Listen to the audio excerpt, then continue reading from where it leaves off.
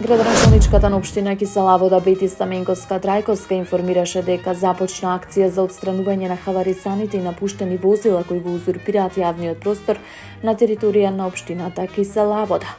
Како што посочи инспекцијските служби, веќе се на терен и вршат лепење и известување на возилата кои се во неупотреблива состојба.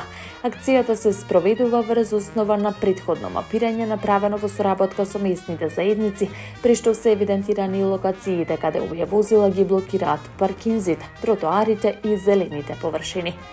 Градоначалничката нагласи дека сопствениците на ваквите возила имаат рок од 10 дена самостојно да ги отстранат. Целта на мерката е ослободување на јавниот простор и обезбедување непречено движење за пешаците и возилата во населбите.